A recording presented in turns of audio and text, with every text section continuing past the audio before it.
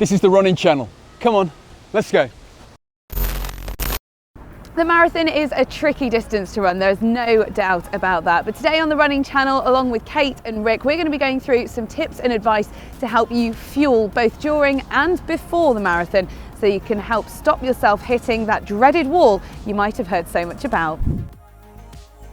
Firstly, a marathon is a long way. 26.2 miles of running, and spending a lot of your time drains you both mentally and physically because you're that long on your feet.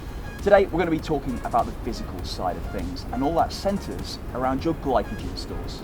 So when you eat carbohydrates, your body turns those into a type of energy called glucose, and when your body doesn't need to use that glucose, it stores it as glycogen in your liver and your muscles. Now, you can only have a certain amount of glycogen stored at any one time, so usually, depending on your race pace, it can be up to and around 90 minutes worth.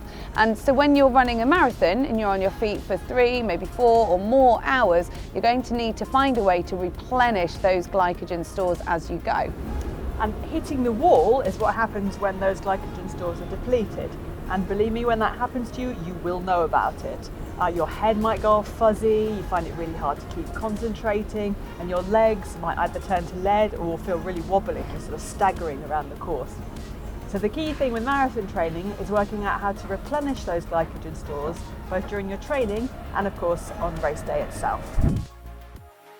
We all have different tastes when it comes to fueling for marathons. Some are absolutely fine necking energy gels, whereas others struggle with the consistency or the sweetness of them. Personally, for me, I can't have solid foods to fuel because I find it really difficult to chew when I'm running and find it a little bit claustrophobic. Ultimately, you're going to have to try and find the type of fuel that works for you, and that means experimenting. There are loads of options out there. Chews, gels, jelly beans, sports drinks, even homemade energy balls. Now, it's best to try these for the first time when you're out on your training runs. That way you can get to know how they work with your body, and most importantly with your digestion, because you may need to go to the loo sooner than you think when you try some of these for the first time. And if you just go on a short run around the block, it means if there are any problems, you can get home fast. As with our tastes, everyone's different when it comes to what you need. This really is a guideline. See what feels like it works best for you. An easy place to start is the rule of 15. So 15 grams of carbohydrates every 15 minutes, or 60 grams in an hour. That might be a little bit too much to start with for some people though, so you could always try 30 grams an hour to start with.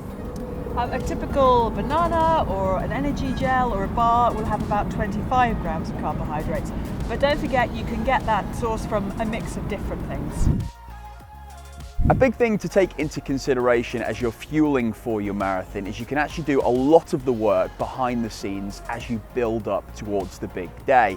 You don't have to just stuff your face with carbs as you're running the race. You may have heard the term carb loading. The International Journal of Sports Science recommends 7 to 10 grams of carbohydrates per day per kilogram of body weight. That's 2.2 pounds of body weight. So when you're looking at carb loading in the run-up to your marathon, those 2 to 3 meals before race day, you should be thinking about shifting the balance of where you're getting your calories from to focus more on carbohydrates and then less on sort of proteins and fats.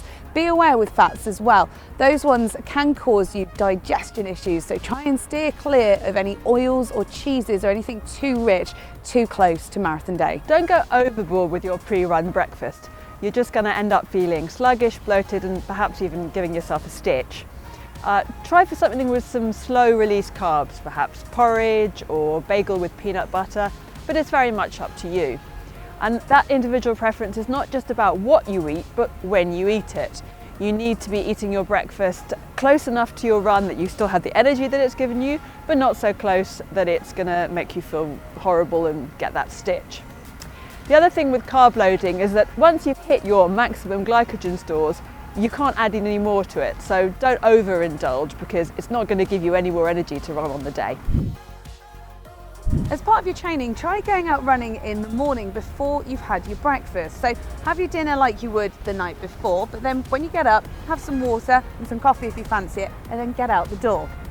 The benefit of this is that your glycogen supply is going to be depleted, which means your body is forced to adapt and to use more fats as fuel. As you get more and more efficient at this, you'll be better able to hold that race pace on the marathon day without dipping into those glycogen supplies. And the other thing is that we have a limitless supply of fat. Even the skinniest runners will not run out.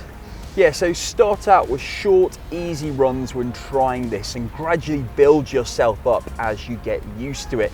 If you're adapting well, then we can try those longer runs in a fasted state. Then our body is going to get used to using fat as an energy source, especially when we get towards the latter passes of races and we really want to maintain our speed. Then when it comes to race day, we've had a big breakfast and we're able to charge and eat throughout the race, it's all going to be easy cruising.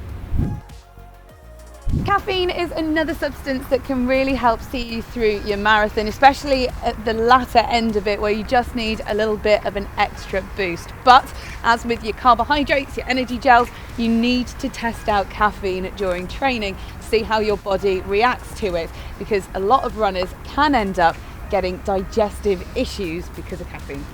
If you do want to make caffeine part of your fueling strategy, aim to take on around 100 to 200 milligrams of caffeine around 30 to 60 minutes before you start your race. If you're wondering what that looks like, well, a cup of coffee is around about 100 milligrams. It also comes in tablet form where you can get these short, sharp shots of it that you can just take before you start the race, and it's really handy if there's no cafe nearby.